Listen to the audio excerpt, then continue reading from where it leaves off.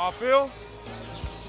Left. What I want. Get back slow. I love the way she rock her hips. I love the way she move it, shake it on me. When she pop her hips, the shawty is a winner. You can tell that shawty's no beginner. She's confident. I love the way she move it. YouTube, what's going on? It's Juan Gotti here with another Washington Commanders video, and in today's video, I'm coming on here with the video where we're going to be talking about why is the Washington Commanders defense so bad? What is wrong with this defensive unit? Is it coaching? Is it just the lack of talent? What is going on with this Washington Commanders defense? So without further ado, let's get straight into today's video. But before we do, make sure you guys go down below, leave a like on this video, subscribe if you're new, and turn on post notifications so you get notified when I upload new videos like this to the channel. Come on, y'all, hit that subscribe button, man. Share my channel. It's totally free. Like, that's just one thing about this whole thing is, like, it's free. Like, it don't cost nothing. So hit that subscribe button. I'm trying to get to 7,000, man. 10,000 is the ultimate goal, man. It's just free to do it, y'all. We love this team. We love the NFL. And comment down below, what can I do to help grow the channel? I always ask y'all don't be liking the comment. I don't know why. Tell me, help me out, man, so we can grow this community. Anyways, let's get to business. The Washington Commanders defense has been horrible this year. Like, it's been bad, okay? And what has been the biggest reason for this defense being so bad? Okay, I'm gonna break it down to you how I personally feel and see it. Okay, the reason why I feel like this defense has been bad, not only this year, but the last couple seasons, has strictly been because our coaching staff has failed to evaluate talent and put in the proper scheme. Now, what do I mean by fail to evaluate talent? Do you look at our drafts, man? Look at our drafts since Ron Rivera has came here, okay? In 2020, we got Chase Young, all right? When we drafted Chase Young, we thought, okay, we got a guy. We got a cornerstone, a blue chip guy for the future here in Washington, franchise edge rusher.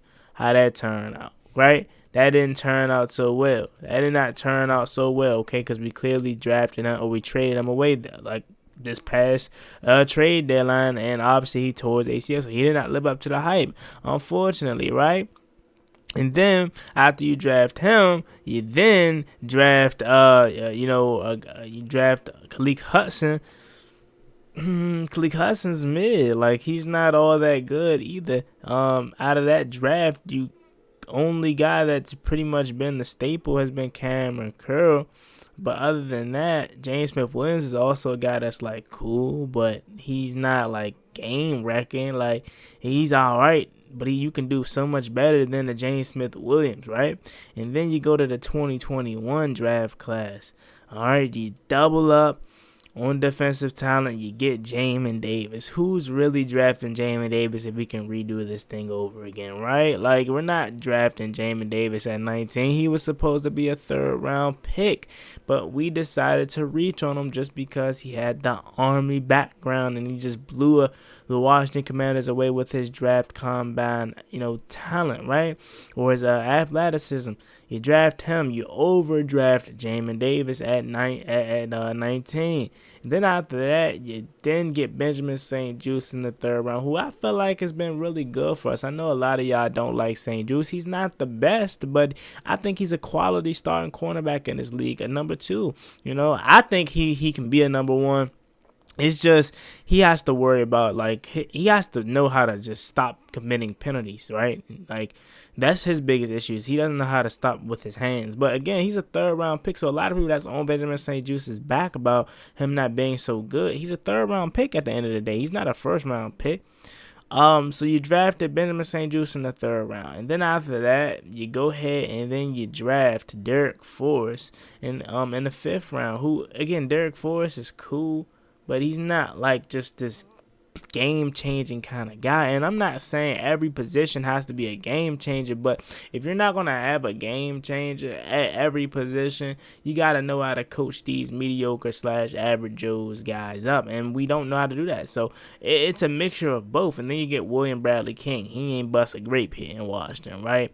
And then you draft Shaka Tony, who I know some of y'all probably forgot about Shaka Tony. Why? Because he got suspended earlier this year for gambler. So that's another guy that you missed on, and it's just that's continuing to go. And I'm only naming off the defensive draft picks, right? So then you go to the 2022 draft class, right? You get Fedarian Mathis in the second round. His first 2 years in the season has not been good. First year he got hurt in the first game of the season, out for the year. His second year he started on the season on IR, and he, since being back, hasn't really done much, right? So you don't like the Fedarian Mathis pick. I feel like you overdrafted it. You get Percy Butler, who has been seeing a jump in his role here in Washington due to the injury to Derek Force.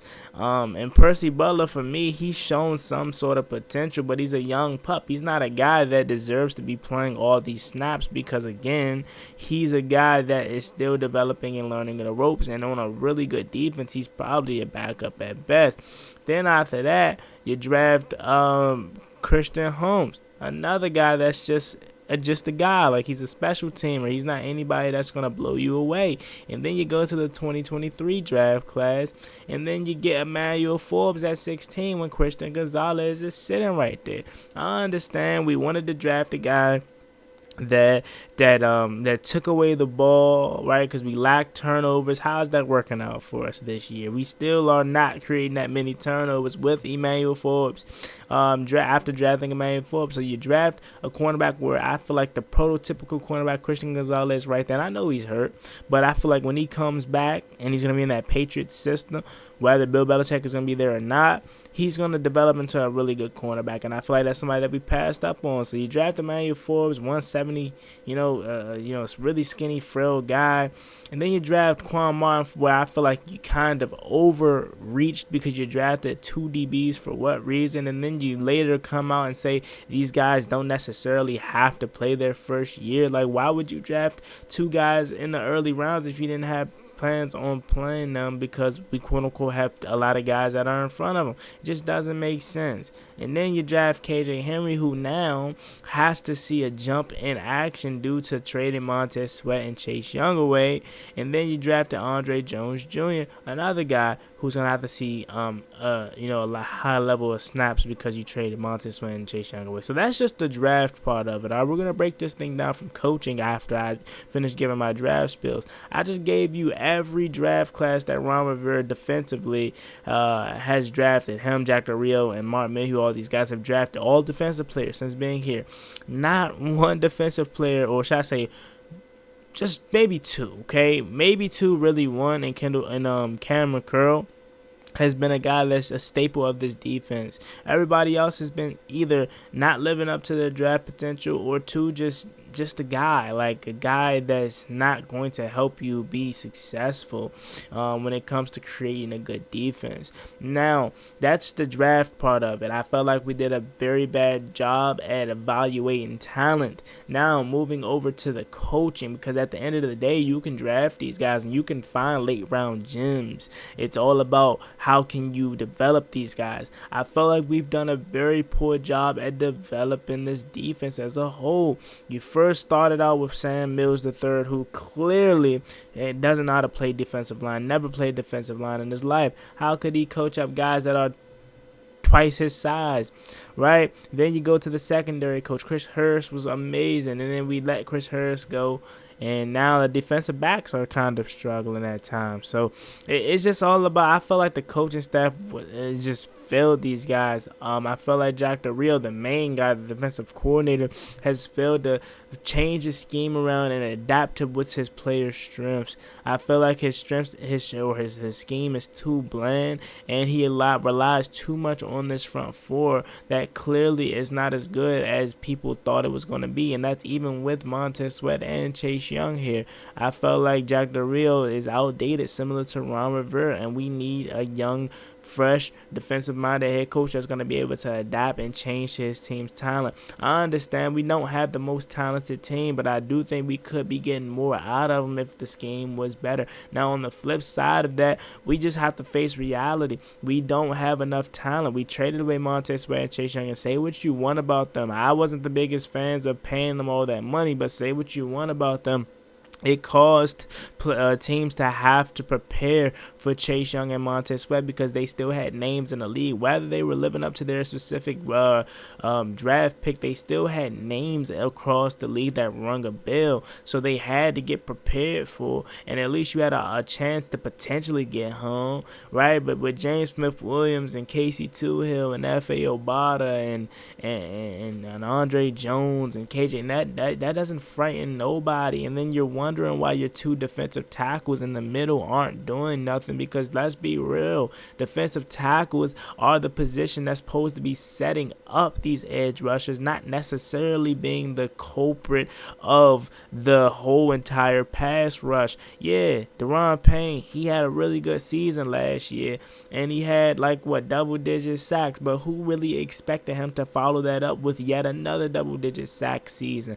Again, he's a defensive tackle. He is supposed to really be the setup guy. You play volleyball, you watch volleyball before, he's supposed to be the guy that hits the ball up in the air, and these edge rushers are supposed to be the guys that come home and spike it over the other side of the net to get a point, right? But we don't have that, so that is creating more pressure on our defensive tackles. And now that you don't have Chase Young and Montez Sweat there, it's easy to take the defensive tackles out the game now, because all you have to do is double team both interior guys and one-on-one with that edge rushers, and they're not winning. They're not good enough to win. So again, it's a mixture of both why this defense is bad for me personally. It's the coaching staff failing to adapt to their team's talent, and then it's also just the lack of talent that we have over the years. Like, how many times through free agency have we talked about this team needing to upgrade the linebacker position, and they failed to do that? Like, again, that's one of the most disappointing things about this regime, is you would have thought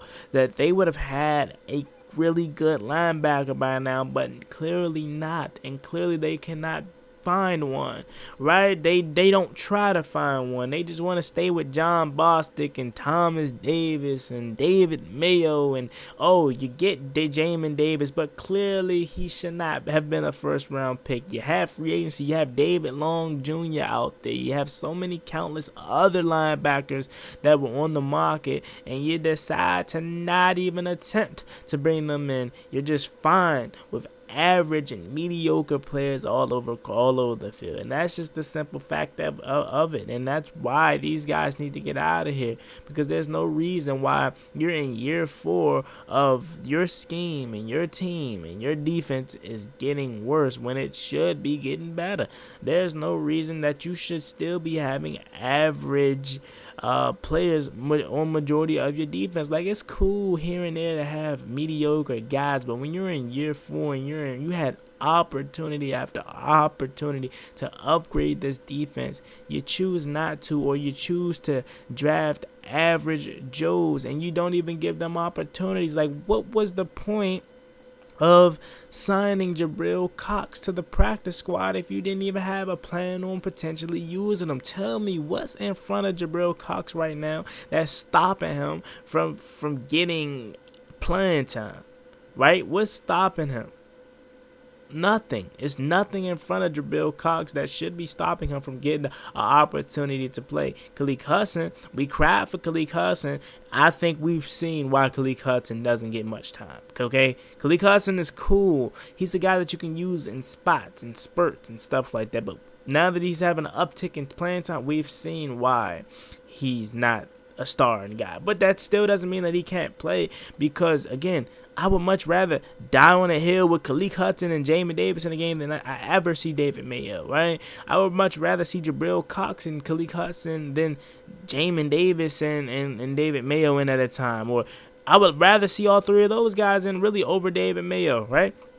All right, so, again, it's just the lack of talent and the lack of coaching staff's ability to change and actually attempt to make this defense better? Because have we really attempted to make this defense better? I guess you can say drafting Emmanuel Forbes was attempting to make the defense better, but you should have known coming out of Mississippi State that he was a guy that caused a lot of turnovers, but he's not the prototypical cornerback that you're looking for. When you're in the first round fishing for a cornerback, you're looking for a cornerback that's going to take over ball games and shut down the team's #1 corner. That's what you look for in the first round. Honestly speaking, an Emmanuel Forbes kind of guy, you typically look for those in the late first round, early second round, maybe even early third rounds. Like a guy that strictly just focuses on turning or turnovers. Not once have I heard somebody say Emmanuel Forbes is the #1 corner in this league that can shut down a #1 receiver. I've never heard that. All I've heard was he's a guy that can take over cause turnovers. Okay, you can find that in any round, right? You can find that in any round. You don't need to spend a first round pick on a guy that strictly just cause turnovers, because there's so much other things that go wrong that can go happen before he causes a turnover. And we've seen that. So again, I just feel like this defense has just been coached up poorly. I feel like this defensive scheme isn't good. I feel like it's too bland. I feel like this coaching staff has done a poor job at evaluating talent and getting talent into the door when you have opportunities to do so. And I feel like we've kind of drafted the wrong guys too also. So you had an opportunity to draft Brian Branch. Don't draft Brian Branch, right? You had an opportunity to get potentially somebody else besides Chase Young. And I'm not gonna say I disagree with the Chase Young pick, because I wanted Chase Young at the time. But now hindsight, and it's easier to say that, but you could have easily drafted somebody else defensively if you wanted to, and with that pick you could have traded back, right?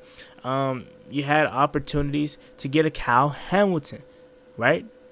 Decide to go Jahan Dotson, right? So it's like, if you really wanted to make this defense better, you have had opportunities to do so, and this coaching staff just seems to be fine with mediocre.